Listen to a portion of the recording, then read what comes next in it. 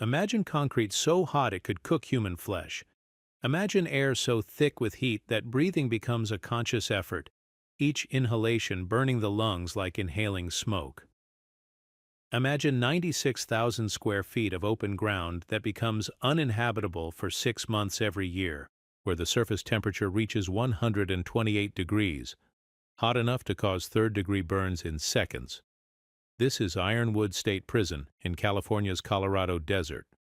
Built in 1989 for $192 million, it was designed as a modern marvel of correctional architecture, a panopticon where every corner could be observed, every movement tracked, every inmate controlled through the simple power of being watched. But the architects who drew those perfect sightlines never studied the psychology of heat. They never considered what happens to human behavior when the thermostat becomes a torture device. They created a machine for watching that assumed being watched was enough to ensure compliance, while building it on land where summer temperatures routinely exceed 115 degrees. For 20 years, this concrete pressure vessel absorbed the accumulated stress of men compressed into spaces designed by committees who never had to live inside them. Heat magnified every tension, amplified every conflict, turned minor disputes into existential battles for survival in conditions that felt genuinely life-threatening. On June 15, 2009, the pressure finally found its release. In 43 minutes of chaos, 20 years of architectural theory collapsed as 347 men fought on concrete that was literally burning their feet through their shoes, 23 hospitalized, 17 with severe burns. Medical costs exceeding $800,000. The question isn't why the riot happened. The question is why anyone thought it wouldn't. Today we open the classified files on the dark story of Ironwood State Prison, a forensic investigation into what happens when human engineering meets desert physics, when the illusion of control encounters forces that no amount of surveillance can contain. This is the story of pressure, breaking points, and the inevitable explosion that occurs when systems are pushed beyond their design parameters by the one variable nobody calculated, the heat that turns concrete cages into ovens and transforms correctional facilities into crime scenes. If you're fascinated by the hidden mechanics of institutional failure, by the gap between intention and reality in our justice system, join our community of truth seekers as we examine the evidence, follow the money, and uncover the real story behind one of the most predictable disasters in American corrections history. The sun rises over the lower Colorado desert like a surgeon's lamp, harsh and unforgiving, illuminating a geometric scar of concrete and steel wire that shouldn't exist in this God-forsaken place. Ironwood State Prison sits 22 miles east of Blythe, California, where the temperature will climb past 110 degrees Fahrenheit before noon, and where the nearest hospital is 43 minutes away by ambulance, assuming the ambulance doesn't break down in the heat. This is a story about pressure, about what happens when you take human beings and compress them into spaces designed by committees who never had to live inside them, about architects who drew lines on blueprints in air-conditioned offices, and about the desert that laughed at their calculations. The Colorado desert doesn't care about your security protocols. It doesn't care about your staffing ratios or your maintenance schedules. It cares about one thing: entropy, the slow, methodical destruction of everything man tries to build in its domain. And on a sweltering day in the summer of 2009, entropy won. But to understand how it won, we have to go back. Back to when this patch of alkali earth was nothing but creosote bush and jackrabbit trails before the first surveyor drove his stakes into ground that registered 123 degrees on a cheap thermometer. Back to when someone looked at a map and said, "There, build it there." The question isn't why the riot happened. The question is why anyone thought it wouldn't. In 1987, the California Department of Corrections was drowning in bodies. The state's prison population had tripled in 15 years, fueled by mandatory sentencing laws that packed courtrooms and emptied wallets. Every month brought new transfers, new commitments, new bodies that needed to be housed somewhere, anywhere. As long as it was behind walls, and far from the voters who demanded tougher sentences but didn't want to see where those sentences led. The solution, according to the bureaucrats in Sacramento, was simple: build more prisons, build them fast, and build them cheap. The prison industrial complex was hungry, and California was ready to feed it. Between 1984 and 1994, the state would open 12 new prisons, each one a testament to the belief that concrete and steel could solve problems that began in broken schools and dead-end streets. Ironwood was prisoner number 11 in this assembly line of incarceration. Its design specs called for 3,600 beds, expandable to 4,800 if overcrowding demanded it. And overcrowding always demanded it. The site selection process took 18 months and involved more paperwork than most people generate in a lifetime. Soil composition studies, environmental impact assessments, traffic flow analyses for roads that barely existed. But in the end, it came down to three factors.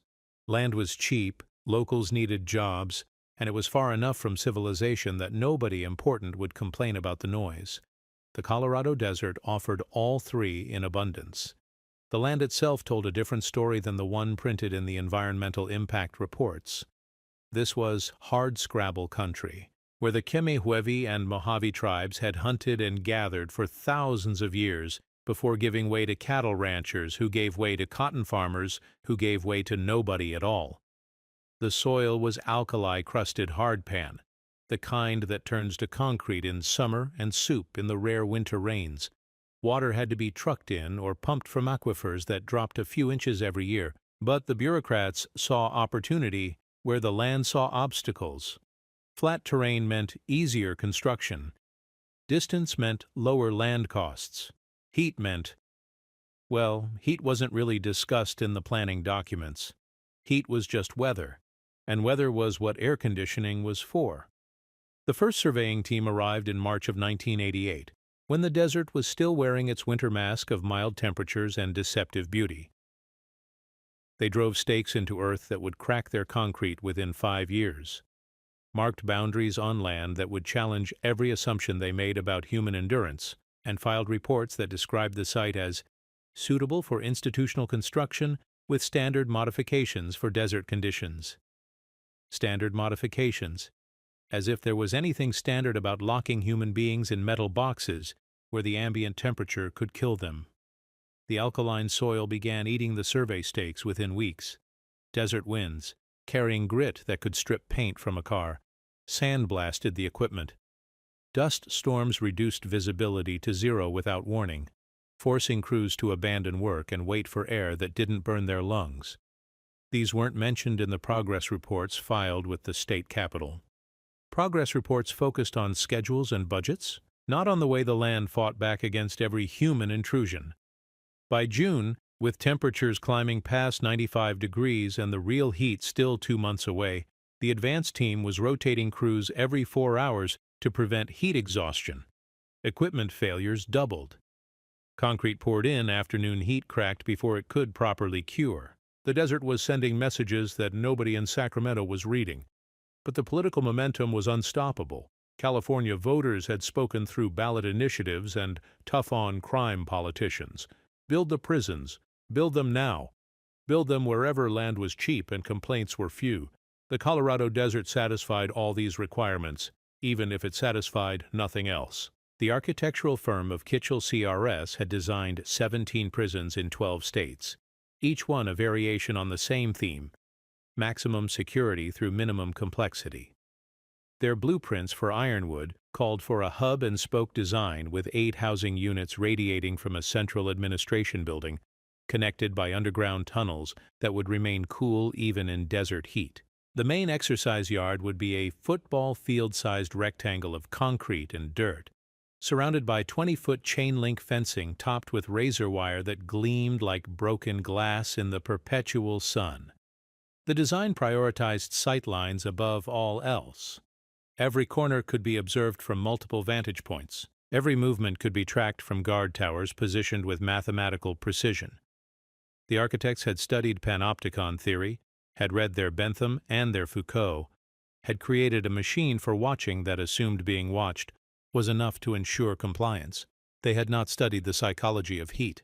They had not considered what happened to human behavior when the thermostat became a torture device. They had created perfect sight lines for observing a breakdown they had engineered through environmental design. The plans called for minimal shade structures in the exercise yard.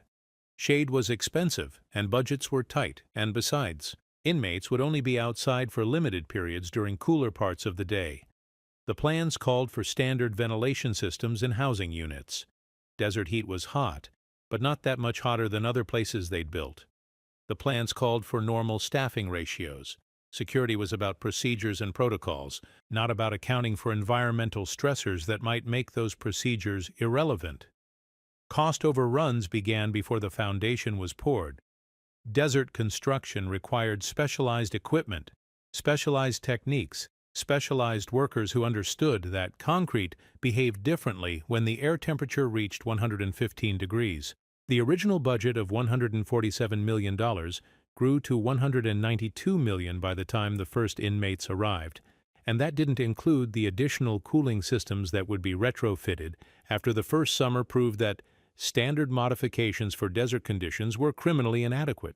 The money came from bond measures that California voters had approved with the same enthusiasm they brought to sentencing enhancements. Build the prisons, lock up the criminals, make the streets safe again. The fact that each new prison bed cost more than 2 years of tuition at UC Berkeley was a statistic buried in budget documents that nobody read. The fact that operating costs in desert facilities ran 30% higher than coastal prisons was a line item that appeared after the ribbons were cut and the headlines were forgotten. By early 1989, Ironwood was taking shape like a fever dream of concrete and steel. The housing units rose from the desert floor like monuments to the belief that human problems could be solved through architecture. 8 identical structures, each designed to hold 450 inmates in cells that measured 8 feet by 10 feet, with one small window that faced either east into the morning sun or west into the afternoon furnace.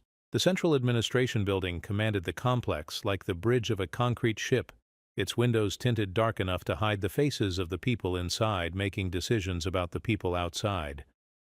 Underground tunnels connected everything, creating a network of passages that would remain cool even when the surface temperature reached levels that made the yard uninhabitable for any creature not adapted to the Sonoran ecosystem. The exercise yard was the crown jewel of the design, a testament to the belief that visibility equaled security. 96,000 square feet of open space, bigger than 2 football fields, surrounded by fencing that rose 20 feet into air that shimmered with heat, even in winter. Guard towers positioned at each corner provided overlapping fields of observation, creating a panopticon that Jeremy Bentham would have envied, and Michel Foucault would have recognized as the ultimate expression of disciplinary power. But panopticons assume rational actors operating under normal conditions. They assume that being watched is enough to modify behavior, that the threat of consequence is sufficient to maintain order.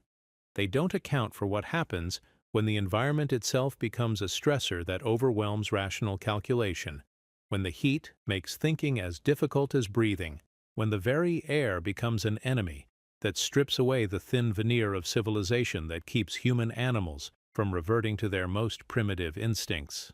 The first inmates arrived on a Tuesday in June 1989, when the morning temperature was already climbing past 85 degrees and the concrete was warm to the touch. They came in Department of Corrections buses that had traveled through the night to avoid the worst heat, carrying men from overcrowded facilities throughout Southern California who had been selected for transfer based on security classifications and bed availability rather than any consideration of how they might adapt to life in a concrete pressure cooker. The intake process took 6 hours. 6 hours of standing in lines under sun that turned every metal surface into a branding iron, of waiting in holding areas where the air conditioning struggled against heat that radiated from every surface, of paperwork that documented cell assignments and work details and yard privileges without mentioning that yard privileges might become meaningless when the temperature reached levels that made outdoor activity a form of torture.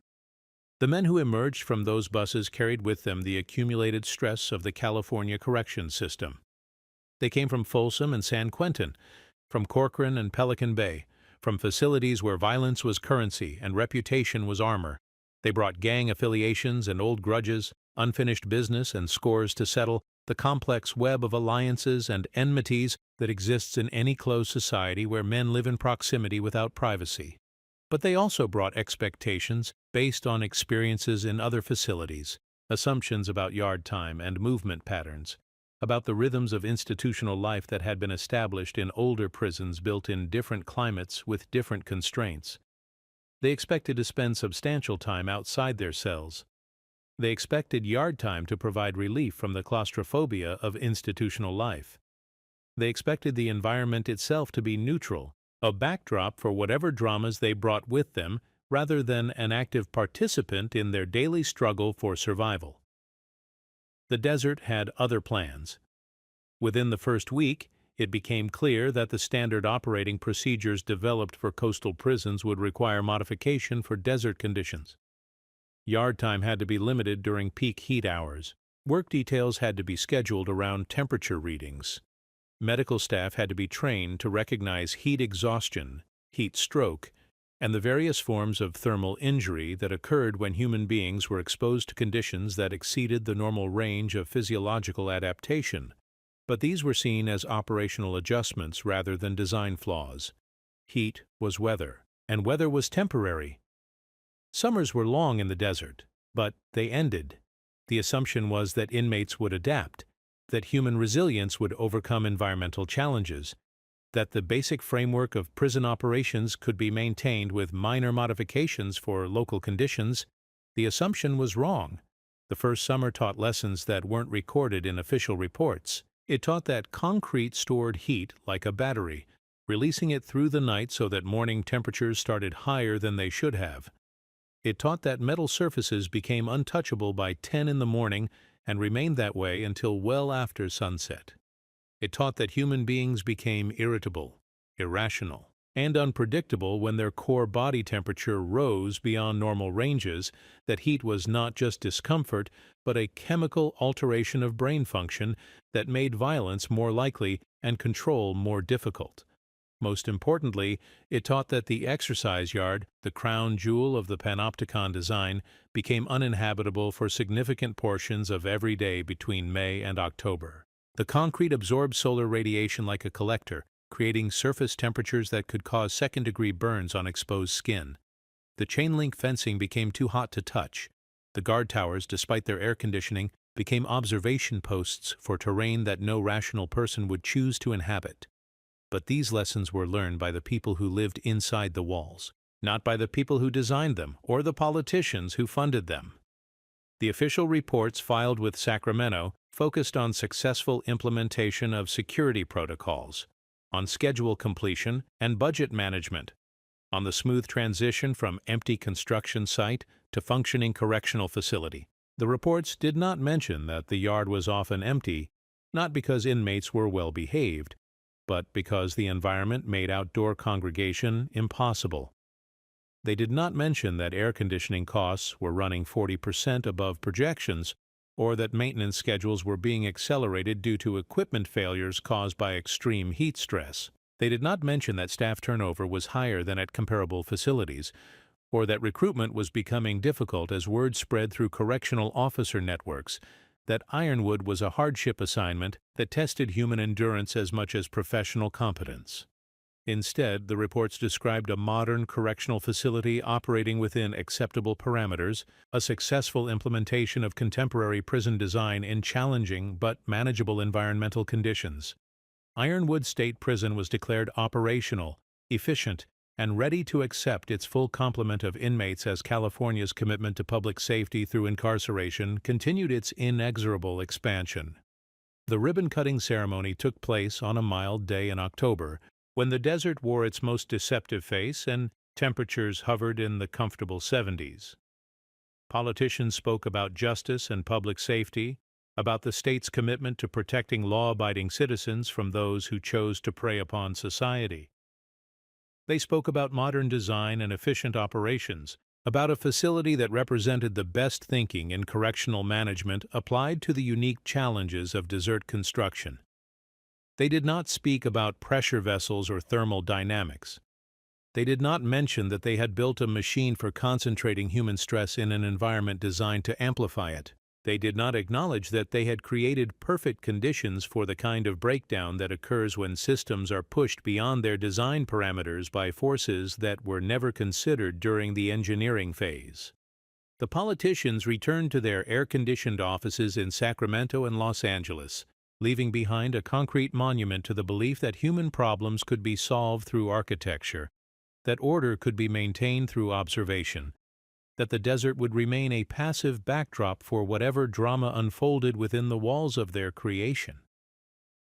The desert, patient and persistent and utterly indifferent to human intention, began its work of teaching different lessons to the people who would have to live with the consequences of decisions made in distant rooms by people who would never feel the concrete burn their feet or breathe air that shimmered with heat even in the shade.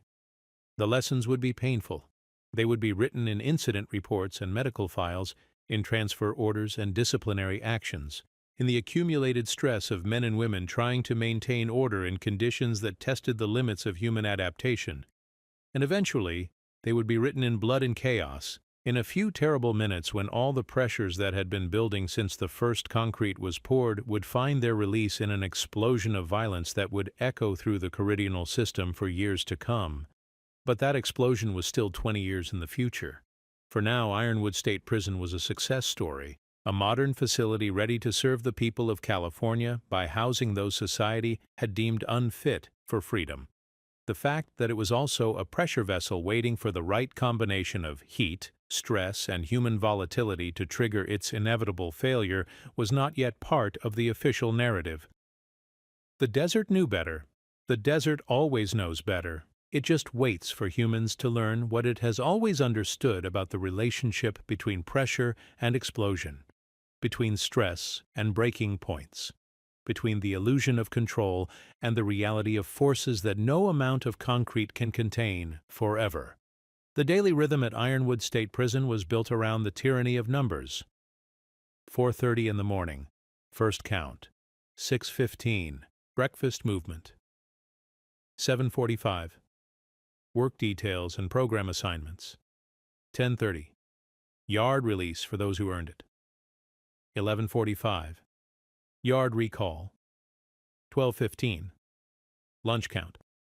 And on, a mechanical heartbeat that divided existence into measurable segments, each one announced by electronic buzzers that echoed through concrete corridors like the chimes of an industrial clock. But clocks don't account for heat, and heat changes everything. By the third summer of operations, the yard schedule had evolved into something the original architects never envisioned. Morning yard ran from 7 to 8:30, before the concrete became untouchable. Evening yard ran from 6 to 7:30, after the sun dropped low enough that shadows offered genuine relief rather than the cruel illusion of coolness. Between 9 in the morning and 5 in the afternoon, from May through September, the exercise yard became a no-man's land, where even the lizards sought shelter. The housing units absorbed the thermal punishment that the yard couldn't distribute.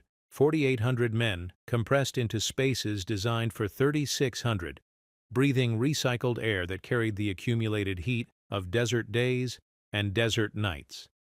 The ventilation systems ran constantly, fighting a war of attrition against an enemy that renewed itself every sunrise, pushing electricity costs beyond every projection and maintenance schedules past every reasonable limit. Inside the cells, men learned to recognize the acoustic signature of institutional stress, the hum of overworked air conditioning units cycling on and off throughout the night, the metallic ping of expanding steel as the sun heated the roof, the distant rumble of generators kicking in when the main power grid strained under cooling demands that exceeded the capacity calculations filed with Pacific Gas and Electric 3 years before ground was broken. But the most telling sound was silence. The absence of normal conversation during the hottest hours, when speaking required energy that bodies conserved for more essential functions. The quiet that settled over common areas when temperatures climbed past 105 degrees. A stillness that had nothing to do with compliance and everything to do with survival. The guards learned different lessons about the relationship between environment and behavior. They learned that disciplinary infractions spiked with the thermometer, that minor disputes escalated faster when the air itself became an irritant. They learned to read the yard like a barometer, to recognize the subtle signs that indicated when heat stress was pushing the population toward the edge of tolerance. Most importantly, they learned that sight lines meant nothing when what you were observing was a slow-motion chemical reaction between human psychology and environmental extremes.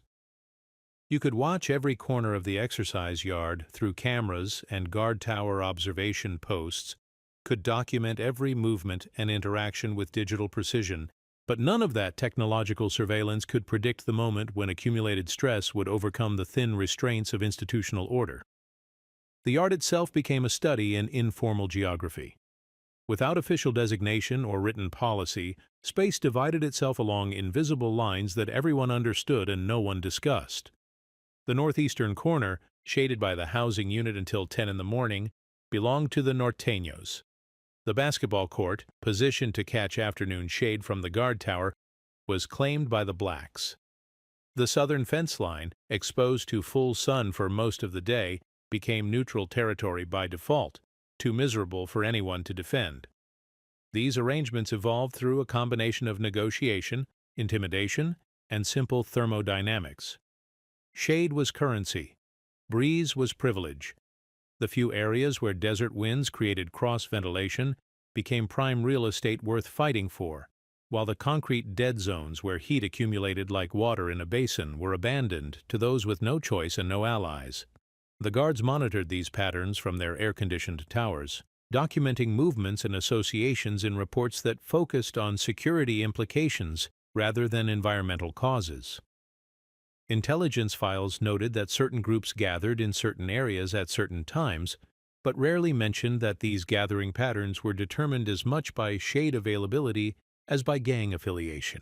The assumption remained that human behavior was driven by choice rather than by the simple animal need to find relief from conditions that pushed physiology beyond its normal operating range.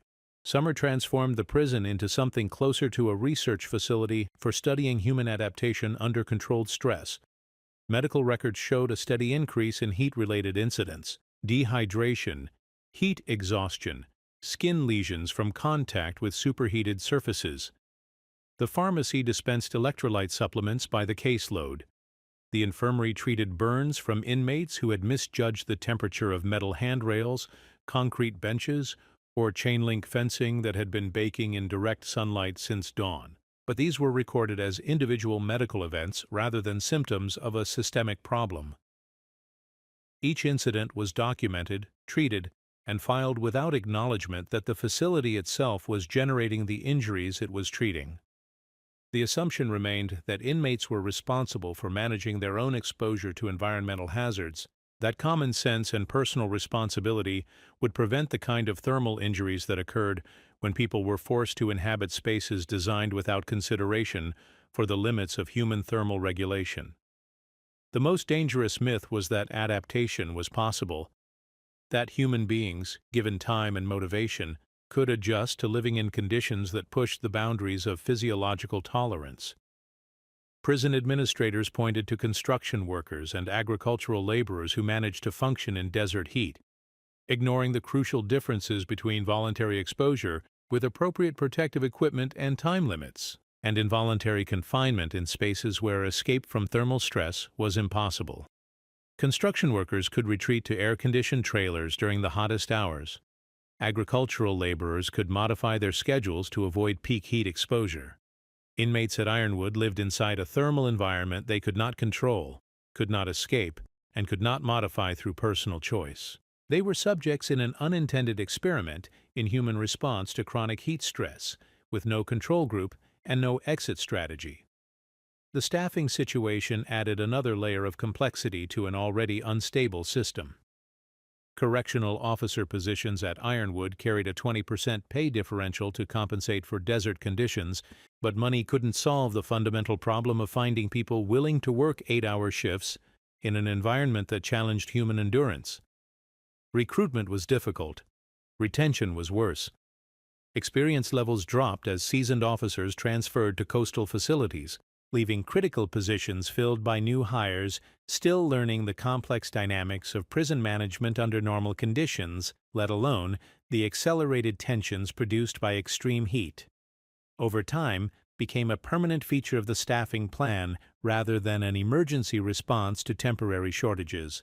Officers worked double shifts in conditions that made single shifts exhausting, accumulating fatigue that affected judgment and reaction time. The very people responsible for maintaining order were themselves operating under physiological stress that impaired their ability to recognize and respond to the behavioral changes heat produced in the inmate population. Training protocols developed for temperate climates proved inadequate for desert conditions. Standard crowd control techniques assumed normal response times and rational decision-making processes. Heat altered both variables, creating situations where established procedures became ineffective or counterproductive. Inmates suffering from heat stress didn't respond to verbal commands the way training scenarios suggested they would.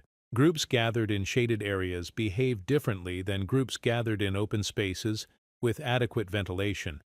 But these operational realities were not incorporated into official training curricula or policy manuals. Heat remained weather, rather than a tactical consideration, an environmental factor to be managed through air conditioning and scheduling rather than a fundamental variable that altered every aspect of institutional dynamics. The intelligence reports filed by correctional officers showed an increasing awareness of these environmental effects without acknowledging their systemic implications. Reports noted that tensions were higher during hot weather, that minor incidents were more likely to escalate, that inmates showed increased irritability and decreased tolerance for normal institutional routines. But these observations were recorded as behavioral patterns, rather than predictable physiological responses to thermal stress. Summer yard time became a complex choreography of movement and positioning, with inmates shifting locations throughout the limited outdoor period to follow shade and avoid surfaces that could cause burns.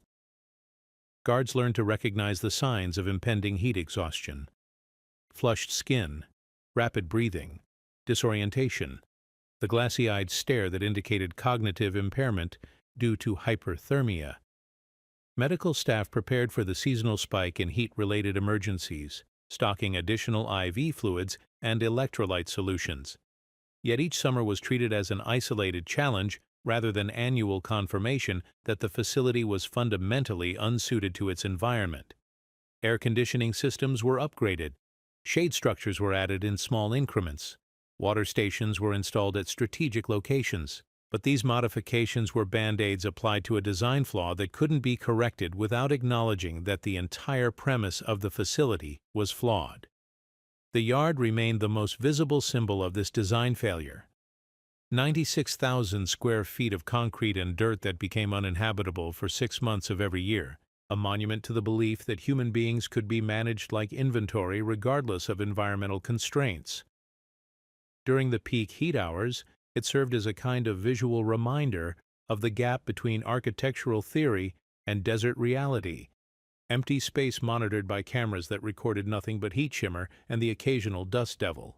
The few inmates who braved the midday yard did so out of desperation rather than choice, men whose need for open space exceeded their capacity for rational risk assessment. They moved like shadows, seeking any available shade, staying close to walls that offered minimal protection from radiant heat.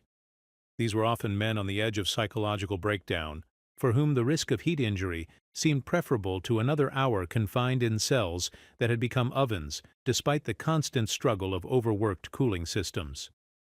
Guards watched these thermal refugees with a mixture of professional concern and personal incomprehension. How did you maintain security protocols when the environment itself was generating the behavior you were supposed to control? How did you enforce rational compliance when heat was making rational thought increasingly difficult? How did you distinguish between behavioral problems that required disciplinary response and medical problems that required treatment? These questions didn't have answers in the policy manuals. They required judgment calls by people who were themselves operating under thermal stress that affected their own cognitive function. The result was a gradual erosion of the clear boundaries that institutional order required. a blurring of the line between medical emergency and security incident that made every situation more volatile and every response more uncertain. The underground tunnel system, originally designed as a temperature-controlled alternative to surface movement during extreme weather, became the de facto highway for institutional operations. Inmates moved between housing units and work areas through passages that remained cool even when surface temperatures reached levels that made outdoor transit dangerous. But tunnels created their own security challenges, with blind corners and acoustic properties that made surveillance difficult. The tunnels also became gathering spaces during the hottest hours, informal social areas where inmates could interact without the thermal stress that made yard time increasingly problematic. Guards had to patrol underground spaces that were not designed for supervision, monitoring conversations and activities in an environment where the normal sightline advantages of panopticon architecture were eliminated by necessity. Most concerning was the way heat changed the fundamental rhythm of institutional life. The carefully structured schedule of counts, movements, and activities had been designed around assumptions about human behavior and environmental conditions that desert reality had proven false. Yard time couldn't be extended during hot months because the space became uninhabitable. Work details had to be modified because outdoor labor became dangerous. Even indoor activities were affected by the strain that heat placed on ventilation systems and electrical infrastructure. The result was a gradual compression of institutional life into smaller spaces and shorter time periods, creating artificial scarcity in areas where conflict was already likely. When outdoor recreation was limited by heat, indoor space became more valuable and more contested. When work assignments were modified due to thermal constraints, the competition for desirable positions increased. When yard time was compressed into brief morning and evening windows, the concentration of inmates during these periods created density problems that challenged supervision and control. By the fifth summer of operations, these pressures had created a new kind of institutional ecosystem, one where environmental stress was as important a factor in daily life as security classifications or gang affiliations. Heat had become an invisible inmate, a presence that shaped every interaction and influenced every decision without appearing in any official count or classification system. The men housed at Ironwood developed their own informal protocols for managing life in a thermal pressure cooker. They learned to recognize the early signs of heat exhaustion in themselves and others, to ration physical activity during the hottest hours, to modify sleep patterns to accommodate nights when concrete walls radiated stored heat well past midnight.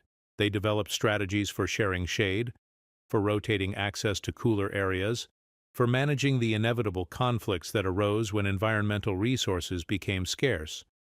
But these adaptive strategies existed parallel to official institutional policies rather than integrated with them. Guards monitored compliance with written rules that often made no sense under desert conditions, while inmates followed unwritten codes of conduct that prioritized survival over regulation. The two systems coexisted in an uneasy tension that required constant negotiation and frequent compromise. The most dangerous aspect of this parallel system was its invisibility to outside oversight. Inspection teams from Sacramento arrived during mild weather months, observed operations that appeared normal, and filed reports that confirmed successful facility management. The seasonal transformation of Ironwood into something closer to a thermal torture chamber than a correctional facility was not captured in official documentation that focused on security incidents, escape attempts, and disciplinary statistics rather than the environmental factors that were steadily increasing the likelihood of all three. Heat was the unacknowledged variable in every equation, the factor that multiplied every other source of institutional stress without appearing in any cost-benefit analysis or risk assessment. It turned minor disputes into major incidents, transformed routine interactions into volatile confrontations, and created conditions where the normal mechanisms of social control became less effective with each degree of temperature increase. As the years passed and summers accumulated, Ironwood State Prison evolved into something its designers never intended, a machine for studying the breakdown of human social order under controlled environmental stress. Every policy modification, Every procedural adjustment, every operational change represented another attempt to manage pressures that were fundamentally architectural in origin but were being addressed through behavioral and administrative solutions. The cage was the problem, but the assumption remained that the solution lay in better management of what was inside the cage rather than acknowledgement that the cage itself was designed to fail. Heat was still weather. Stress was still a behavioral issue. Violence was still a matter of individual choice rather than predictable response to environmental conditions that pushed human psychology beyond its normal operating parameters. The desert, patient and persistent, continued its slow work of teaching lessons that no one in authority seemed willing to learn. Every summer brought new confirmation that concrete and steel were poor materials for containing human volatility under thermal stress. That sightlines provided no meaningful security when environmental factors were driving behavioral changes that no amount of observation could predict or prevent. Somewhere in the accumulated data of incident reports and medical records, in the maintenance logs and utility bills, in the staffing problems and equipment failures, the truth was written in numbers that nobody wanted to add up. Ironwood State Prison was not a correctional facility adapted for desert conditions. It was a pressure vessel designed to fail, waiting only for the right combination of heat, stress, and human chemistry to trigger the explosion that had been building since the day the first concrete was poured into alkali soil that had never been meant to support the weight of human arrogance. The desert knew what was coming. The desert always knows. The morning alarm sounded at 4:27 on June 15, 2009. 3 minutes earlier than scheduled, but close enough that nobody bothered to check the timing mechanism that had been drifting by seconds each day since the last power surge stressed the institutional electrical system beyond its design specifications. Small failures accumulating into larger ones, like stress fractures in concrete that nobody notices until the wall collapses. Inside Housing Unit 7, Raymond Martinez rolled off his thin mattress and planted his feet on concrete that still held yesterday's heat. The surface temperature of the floor registered 91 degrees, warm enough to feel through regulation-issue shower shoes that had been worn thin by 2 years of desert wear. Outside his cell window, the sky was already the color of bleached bone, promising another day when the thermometer would climb past 115 degrees before noon. Martinez had been at Ironwood for 6 years, long enough to recognize the signs that today would be different. The air itself felt thicker, charged with the kind of tension that preceded electrical storms in other climates. But here signaled something more dangerous: the convergence of heat, pressure, and human chemistry that created conditions where small sparks became conflagrations. The first count proceeded normally. 47 minutes of electronic buzzers, opening doors, bodies moving through corridors that smelled of disinfectant and recycled air. The guards looked tired, already sweating through their uniforms, though the sun hadn't yet cleared the eastern mountains. Third shift had been brutal, with temperatures never dropping below 88 degrees, and 3 separate medical calls for heat exhaustion among inmates who couldn't adapt to sleeping in cells that retained heat like ovens. Breakfast movement began at 6:15, but the dining hall was only half full. Men who had lived through multiple desert summers knew to eat light when the heat promised to be extreme. Heavy meals required energy for digestion, energy that would be needed for simply surviving the day ahead. The experienced inmates picked at cold cereal and fruit, drinking as much water as the guards would allow, preparing their bodies for an ordeal that had become routine but never became easy. The yard opened at 7:30, earlier than usual, because the weather forecast called for temperatures approaching 120 degrees by mid-afternoon. Even the most optimistic projections suggested that outdoor recreation would be impossible after 8:30 in the morning, creating artificial scarcity in space and time that compressed normal tensions into concentrated doses of potential conflict. 347 men moved into the exercise yard under skies that were already pale with heat shimmer. The concrete beneath their feet registered 102 degrees, hot enough to cause burns through thin-soled shoes, but not yet hot enough to force retreat. That threshold would come within the hour when surface temperatures would climb past 120 degrees and make walking across open concrete an act requiring genuine desperation.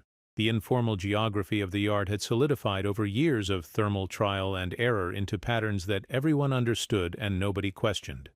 The northeast corner, shaded by Housing Unit 7 until 9:15, belonged to the Norteños and their allies. The basketball court, positioned to catch morning shadows from the guard tower, was claimed by African American inmates who had earned the right through a combination of numbers and reputation. The weight area, exposed to full sun but equipped with a corrugated metal roof that provided minimal shade, was shared uneasily between multiple groups who negotiated access through complex arrangements that changed with the seasons. But this morning felt different. The usual negotiated settlements seemed fragile, temporary, like ceasefires that everyone knew wouldn't last. Men who normally found ways to coexist in the narrow margins of institutional life moved with the edgy alertness of animals sensing an approaching storm. Conversations were shorter, tempers thinner, the normal buffers of humor and accommodation worn away by heat that was already pushing physiological tolerance toward its limits.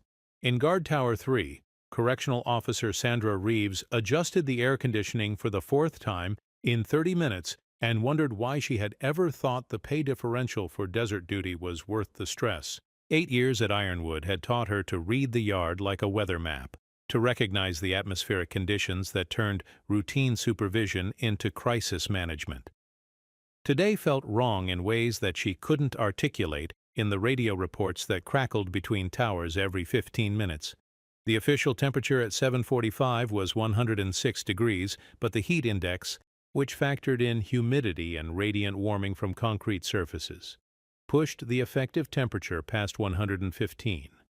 The yard was becoming uninhabitable ahead of schedule, compressing the narrow window of tolerable outdoor time into margins that couldn't accommodate the complex social negotiations that normally kept peace between competing groups. At 8:07, a disagreement over access to one of the few remaining patches of shade escalated into something more serious. Miguel Santos, a Norteño foot soldier serving his third year of a 6-year sentence, took exception to the way Raymond Martinez had positioned himself near the water fountain that served the northeast corner. Words were exchanged, then shoves, then the kind of chest-to-chest confrontation that required immediate intervention or immediate space, and the yard provided neither. Officer Reeves keyed her radio to request additional backup in the yard, but the transmission was interrupted by a medical emergency call from Housing Unit 4, where an inmate had collapsed from heat exhaustion despite never leaving his air-conditioned cell. Resources were stretched thin, response times delayed by competing priorities, and the narrow window for defusing tensions was closing faster than anyone realized. The fight that started as a dispute over shade spread through proximity and heat stress into something larger and less controlled. Santos and Martinez drew supporters from their respective groups, men whose judgment was impaired by thermal stress and whose normal conflict resolution strategies had been compromised by environmental conditions that made rational calculation increasingly difficult. By 8:15, 12 men were involved in what began as a personal dispute, but had evolved into something approaching a riot. The concrete was too hot for anyone to maintain position for long, forcing constant movement that spread the conflict across the yard in patterns that made containment impossible. Guards in the towers had clear sightlines to every corner of the exercise area, but visibility meant nothing when what they were observing was a human system in the process of complete breakdown. The first alarm sounded at 8:17, when the disturbance had spread beyond the capacity of yard officers to manage through presence and verbal commands. The electronic warning echoed across concrete that was beginning to shimmer with heat waves, carrying farther in the still air than it would have during cooler months, but failing to penetrate the tunnel vision that thermal stress created in men whose cognitive function was being impaired by hyperthermia. Additional officers responded from their air-conditioned posts, emerging into heat that hit them like opening an oven door, immediately degrading their own performance and judgment. The tactical gear that provided protection during normal operations became a liability in temperatures that turned body armor into cooking devices, and radio equipment into sources of burns when metal components reached temperatures that could damage skin on contact. The yard was designed for control through observation, but observation was useless when environmental conditions were driving behavioral changes faster than human reaction time could accommodate. Men who might normally respond to verbal commands and the threat of consequences were operating under physiological stress that made rational calculation impossible. Heat was rewriting the neurochemistry of decision-making in real time, turning minor disputes into existential battles for survival in conditions that felt genuinely life-threatening. At 8:23, the disturbance reached the critical mass where individual conflicts merged into collective action. What had started as a disagreement between two men became a general expression of rage against conditions that had pushed human endurance beyond reasonable limits. The concrete was now registering 118 degrees, hot enough to cause serious burns on exposed skin, but men continued to fight because the alternative was surrender to an environment that felt designed to destroy them. The panopticon design that had seemed so elegant in architectural drawings proved useless when the system it was designed to observe was in the process of complete failure. Guards could see everything and control nothing, could document every movement while remaining unable to predict or prevent the cascade of violence that was spreading across 96,000 square feet of superheated concrete and chain-link fencing. Radio traffic overloaded as multiple towers reported simultaneous incidents across the yard. Individual conflicts were merging into larger groups, creating masses of movement that challenged every assumption about crowd control in confined spaces. The heat was making command and control impossible, not just for inmates, but for the officers trying to restore order using tactics developed for normal environmental conditions. Emergency protocols called for immediate lockdown, but lockdown required moving hundreds of overheated men through corridors and into cells that were only marginally cooler than the outdoor spaces they were abandoning.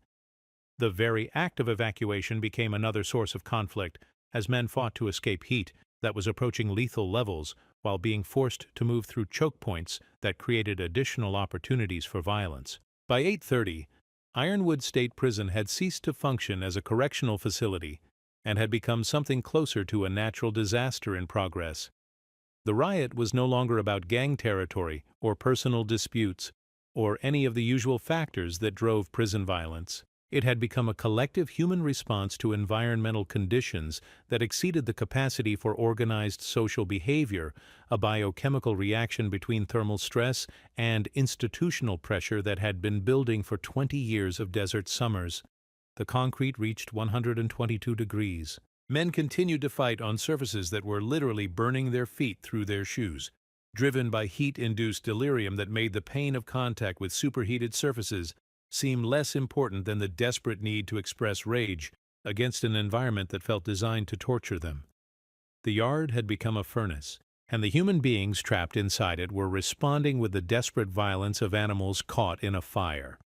In Guard Tower 3, Officer Reeves watched through reinforced glass as 20 years of architectural theory collapsed in real time. The sight lines were perfect.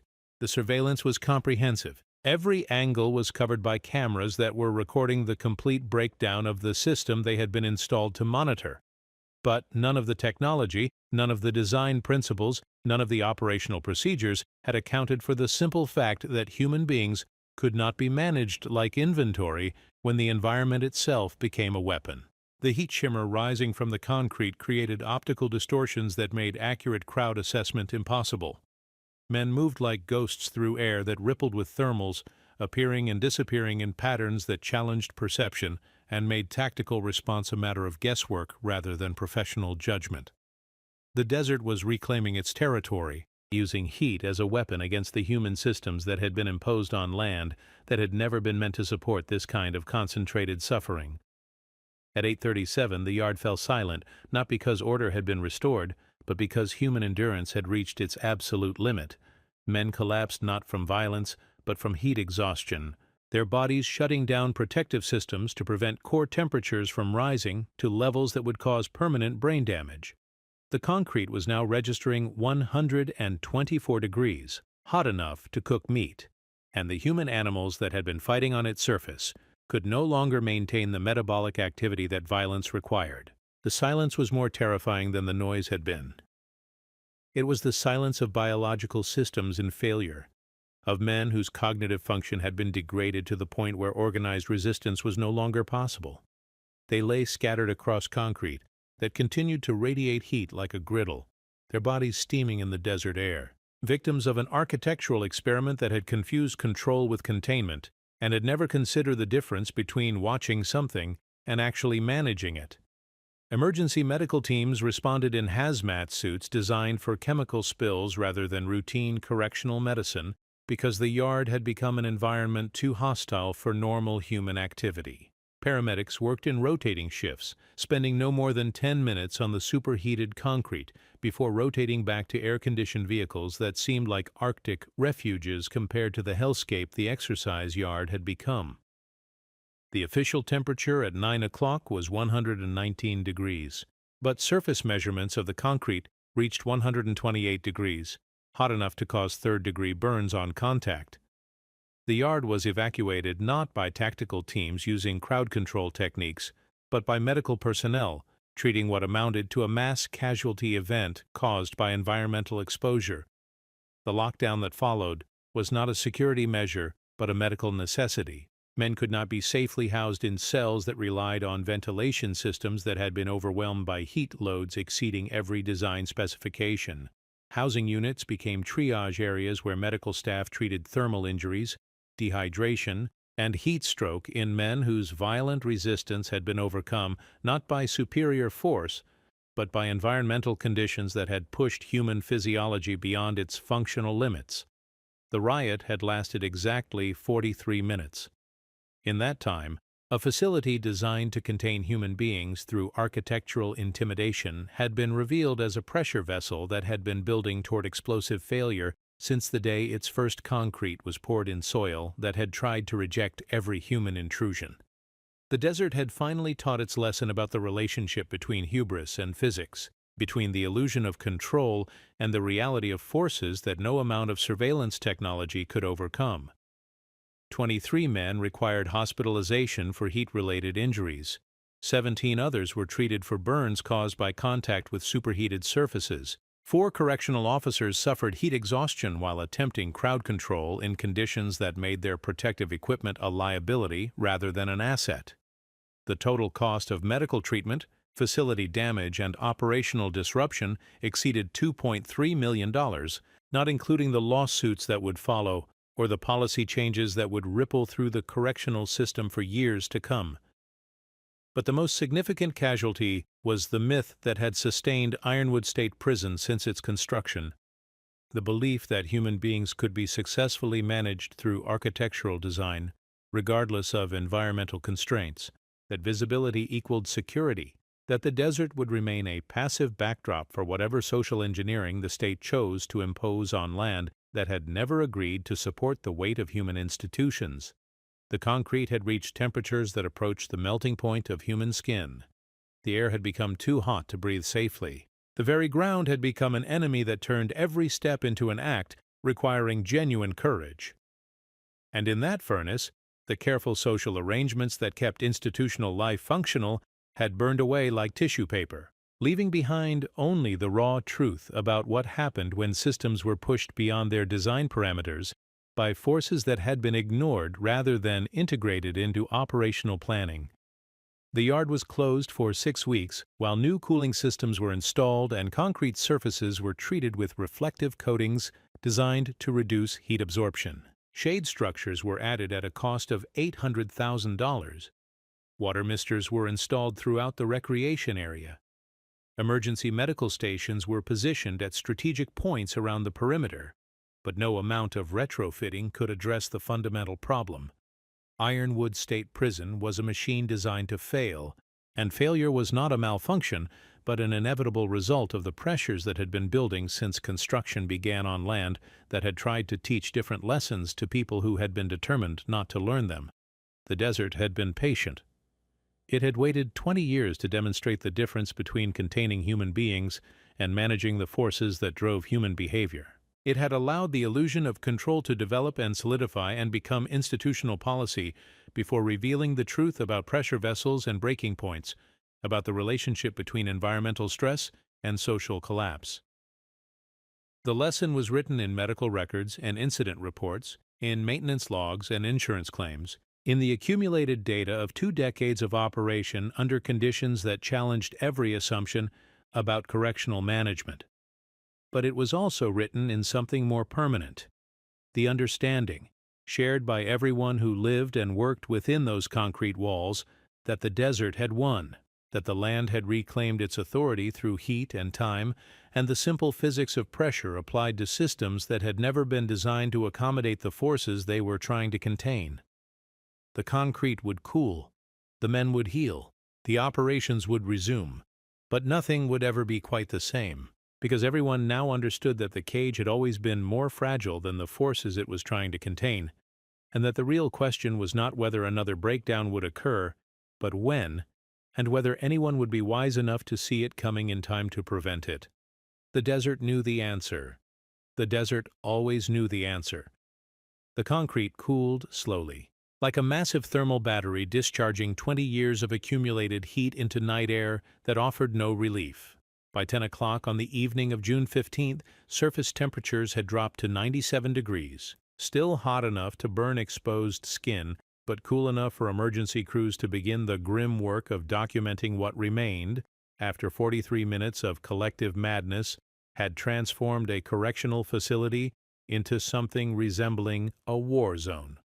The aftermath revealed truths that no amount of official reporting could obscure. Bloodstains on concrete that had been hot enough to cauterize wounds as they formed.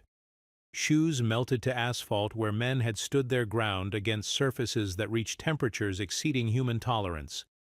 Chain-link fencing that had buckled under thermal expansion, creating gaps in the perimeter that would require complete replacement at a cost of $400,000. But the most damaging evidence was written in numbers that couldn't be disputed or spun or explained away through bureaucratic language.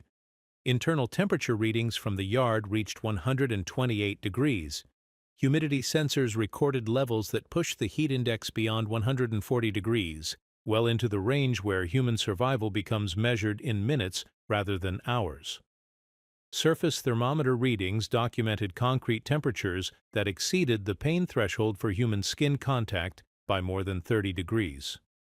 Dr. Elena Vasquez, the emergency physician who treated the first wave of casualties at Desert Regional Medical Center, had seen heat injuries before. She had worked summers in Phoenix, had treated construction workers and agricultural laborers who had pushed their bodies beyond safe limits in pursuit of wages that required risking thermal injury. But she had never seen anything like the systematic trauma that arrived in Department of Corrections transport vehicles throughout the evening of June 15th. The men who came through her emergency department were not victims of accidental exposure or individual poor judgment. They were casualties of institutional design failure, human beings who had been subjected to environmental conditions that exceeded physiological tolerance, not through personal choice, but through architectural decision-making that had ignored the basic requirements for human survival in desert conditions. 23 hospitalized. 17 with second and third degree burns from contact with superheated surfaces. 41 treated and released for dehydration and heat exhaustion. 4 with core body temperatures that had reached levels consistent with life-threatening hyperthermia. The medical bills alone would exceed $800,000, not including long-term care for men whose kidney function had been permanently damaged by thermal stress that pushed their bodies beyond the point of complete recovery. But the human cost couldn't be calculated in dollars or measured in bed days or quantified through insurance claims. The riot had revealed something fundamental about the relationship between environment and behavior, about the limits of social control when basic survival needs were compromised by design decisions that prioritized security theater over human habitability. The investigation that followed was conducted by the Department of Corrections Office of Internal Affairs, a bureaucratic entity with institutional incentives to minimize systemic failures in favor of explanations that focused on individual responsibility and operational adjustments rather than fundamental design flaws. The resulting report, filed 4 months after the incident, would conclude that the disturbance was caused by a combination of high temperatures, inadequate hydration protocols, and failure to properly implement heat emergency procedures. Missing from the official analysis was any acknowledgement that the heat emergency procedures had been developed for facilities located in temperate climates and had never been tested under the extreme conditions that were routine at Ironwood for 6 months of every year. Missing was any recognition that hydration protocols were meaningless when men were forced to remain in environments where sweating could not provide adequate cooling because ambient temperatures exceeded human thermal regulation capacity. Most importantly, missing was any admission that the facility itself was the problem, that 20 years of operation had demonstrated beyond reasonable doubt that housing human beings in concrete boxes in the Colorado desert was an experiment in institutional cruelty that had finally produced the predictable result of complete systemic breakdown. The report recommended enhanced training for correctional staff in heat emergency recognition and response. It suggested modifications to yard schedules during extreme weather events. It proposed additional water stations and expanded medical staff during summer months. Each recommendation addressed symptoms while carefully avoiding the underlying cause. Ironwood State Prison should never have been built where it was built, designed as it was designed, or operated as it was operated. The summer of 2009 became a watershed moment in California corrections, not because it represented unprecedented failure, but because it represented failure that could no longer be ignored or explained away through the usual bureaucratic mechanisms of denial and deflection. The images of men lying unconscious on concrete hot enough to cook meat were too stark for public relations management. The medical costs were too high for budget manipulation. The liability exposure was too significant for legal containment. Reform came in the form of policy modifications rather than architectural changes. Yard time was permanently reduced during summer months. Additional shade structures were installed at facilities throughout the desert regions. Medical staffing was increased during high-temperature periods. Water consumption protocols were enhanced. Emergency response procedures were revised to account for the unique challenges of correctional management under extreme environmental conditions. Each modification represented an acknowledgement that the original design assumptions had been flawed, that human beings could not be successfully housed in conditions that challenged basic survival requirements, that institutional security was meaningless when environmental factors were driving behavioral responses that exceeded the capacity for rational self-control. But reform stopped short of the logical conclusion that the evidence demanded. No one in authority was willing to acknowledge that some environments were simply unsuitable for human confinement, that there were limits to what could be accomplished through architectural design and operational procedures, that the desert had been trying to teach lessons about pressure and breakdown that the correction system had been determined not to learn. The cost of the June 15th incident exceeded $6.2 million when all expenses were calculated.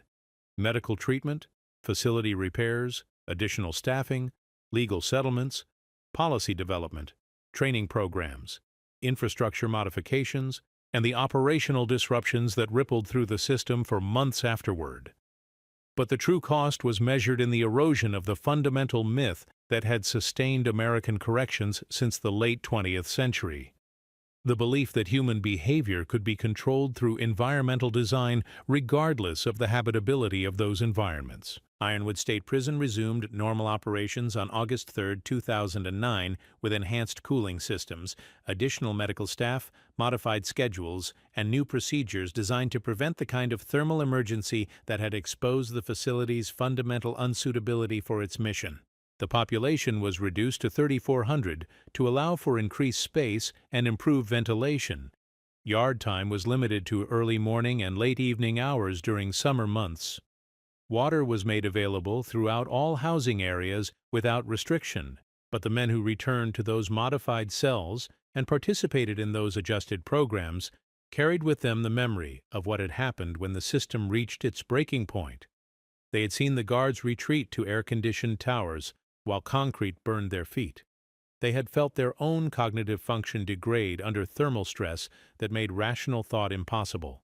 They had experienced the moment when architectural control revealed itself as an illusion that could be shattered by environmental forces that no amount of surveillance technology could overcome. The informal power structures that regulated daily life at Ironwood were permanently altered by the events of June 15th. Men who had maintained their status through physical intimidation found that reputation meant nothing when heat made violence physiologically impossible. Groups that had controlled territory through force discovered that territory became meaningless when the environment itself became uninhabitable.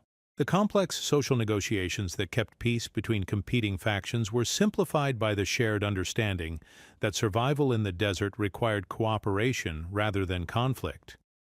The guards who remained at the facility were forever changed by watching their professional authority evaporate in 43 minutes of environmental chaos. They had been trained to maintain control through presence, procedure, and the threat of consequences, but none of their training had prepared them for managing human beings whose behavior was being driven by physiological responses to thermal stress that exceeded normal psychological and social controls. Some officers requested transfers to coastal facilities where environmental conditions didn't challenge the basic assumptions of correctional work. Others adapted by developing informal protocols that acknowledged the reality of desert operations, learning to read heat indexes like tactical intelligence and to recognize the early signs of thermal stress in populations that were chronically exposed to conditions that pushed human endurance toward its limits. The turnover rate for correctional staff at Ironwood increased by 40% in the year following the riot, creating ongoing staffing shortages that were filled by new hires with no experience managing populations under extreme environmental conditions. Training programs were modified to include heat emergency response, but no amount of classroom instruction could prepare officers for the reality of maintaining institutional order when the environment itself was systematically undermining every mechanism of social control. The medical staff who treated the casualties of June 15th carried with them a different kind of knowledge about the relationship between environment and human breakdown. They had seen men whose kidney function had been permanently damaged by conditions that were routine rather than exceptional at Ironwood. They had treated burns caused not by violence, but by contact with concrete that had been heated beyond human tolerance, by design decisions that prioritized cost control over basic habitability. Dr. Vasquez left emergency medicine 6 months after treating the riot casualties, unable to reconcile her medical training with her knowledge that the injuries she had treated were not accidental but inevitable. The predictable result of housing human beings in conditions that exceeded physiological tolerance for reasons that had nothing to do with public safety and everything to do with political theater and budget management. Her departure was part of a broader exodus of medical professionals who had been confronted with the reality that their profession was being used to manage the health consequences of institutional policies that were systematically damaging the people they were sworn to treat.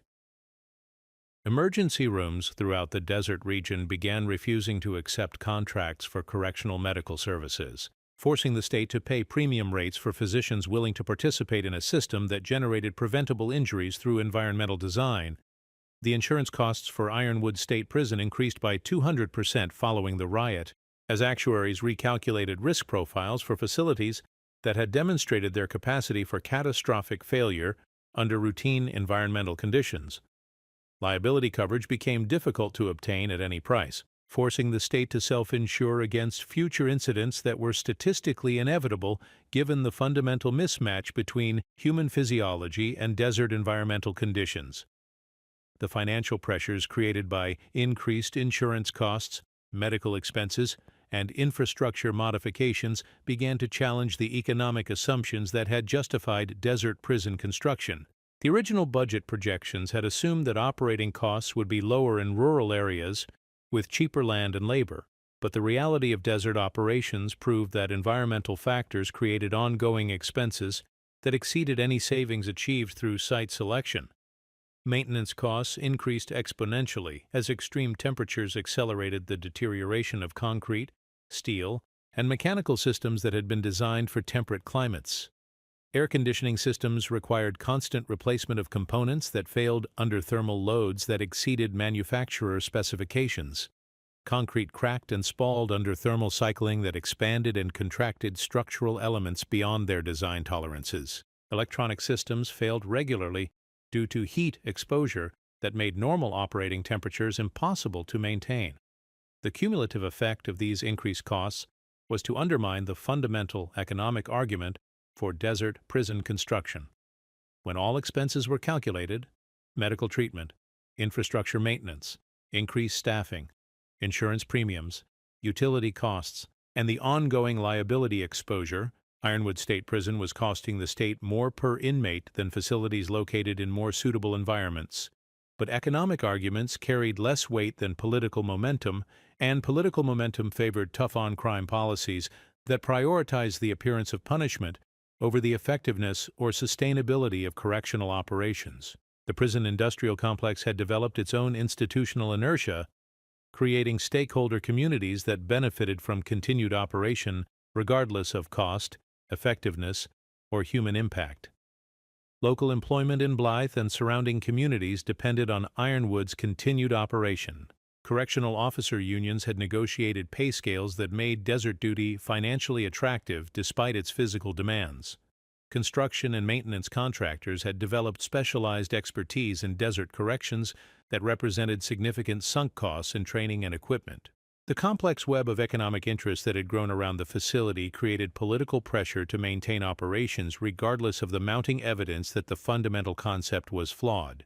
The June 15th riot became a case study in corrections programs throughout the country, taught as an example of the importance of heat emergency preparedness rather than as evidence of the fundamental unsuitability of desert environments for human confinement. The lessons learned were operational rather than architectural, focusing on improved procedures and enhanced training rather than questioning the basic assumptions that had created the conditions for systemic failure. Reform efforts concentrated on managing the symptoms of environmental stress rather than addressing its causes. New cooling systems were installed, but they increased energy costs and created additional points of mechanical failure. Shade structures were added, but they covered only small portions of the exercise areas and created maintenance challenges in high wind conditions common to desert environments. Water availability was increased, but it created logistical problems for facilities designed around assumption of limited consumption. Each modification represented an admission that the original design was inadequate, but none addressed the fundamental question of whether human beings should be housed in environments that required constant technological intervention to remain survivable.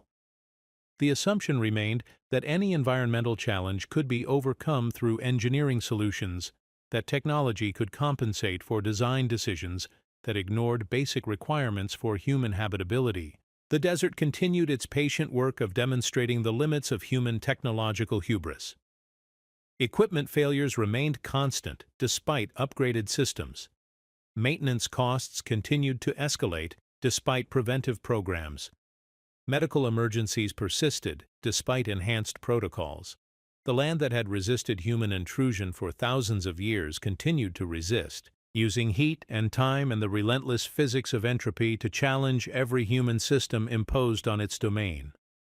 By the 10th anniversary of the riot, Ironwood State Prison had been transformed into something its original architects would not have recognized.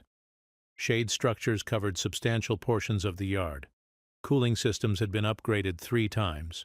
Medical facilities had been expanded to hospital-level capacity.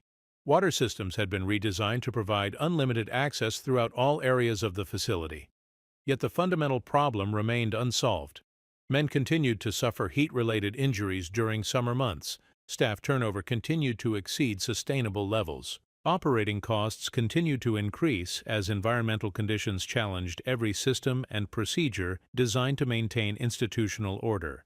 The desert continued to demonstrate that some environments were simply unsuitable for the kind of concentrated human misery that the correction system required for its political and economic functions.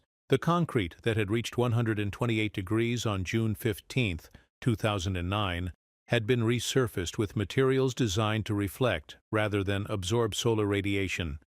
Temperature monitoring systems had been installed throughout the facility. Emergency protocols had been developed and tested and revised multiple times. Yet every summer brought new confirmation that the basic concept remained flawed, that housing human beings in concrete boxes in the Colorado desert was an experiment in institutional cruelty that would continue to produce casualties until someone in authority was willing to acknowledge that the desert had been right from the beginning. The lesson was there to be learned, written in medical records and maintenance logs, in budget overruns and insurance claims, in the accumulated data of 25 years of operation under conditions that challenged every assumption about correctional management. But learning the lesson required admitting that the entire enterprise had been based on a fundamental misunderstanding of the relationship between human beings and their environment. That institutional control was impossible when environmental factors were systematically undermining the biological and psychological prerequisites for organized social behavior. The desert waited with infinite patience for human beings to understand what it had been teaching since the first survey stake was driven into alkali soil that had never been meant to support the weight of human arrogance. The lesson was about pressure and release, about the physics of systems pushed beyond their design parameters, about the inevitable result when technological hubris encountered forces that no amount of concrete and steel could ultimately contain. Some lessons can only be learned through direct experience. Some truths can only be acknowledged after all other possibilities have been exhausted. Some systems can only reveal their fundamental flaws through catastrophic failure that exposes the gap between intention and capability, between the appearance of control and the reality of forces that human engineering can influence but never ultimately master. The desert knew what humans were still learning: that pressure vessels eventually explode, that breaking points are features rather than bugs, that the question was never whether the system would fail but when, and whether anyone would be wise enough to recognize the warning signs before the next inevitable explosion scattered the illusion of control across 96,000 square feet of concrete that had always been too hot for human habitation. The heat rose from the desert floor like a promise and a threat, like a memory of what had happened and a prophecy of what was yet to come. The concrete waited to reach dangerous temperatures again. The men waited to be tested again by conditions that exceeded human tolerance. The guards waited to watch their authority evaporate again in the shimmer of superheated air. And the desert waited with infinite patience, holding its lessons like cards in a poker game where human beings had been bluffing with technologies and procedures and policies that had never been tested against the house odds that physics and chemistry and basic biology always imposed on systems that confused control with containment, surveillance with security, and the ability to build walls with the wisdom to understand what those walls could and could not accomplish in environments where the earth itself remained eternally and unconquerably hostile to human presence.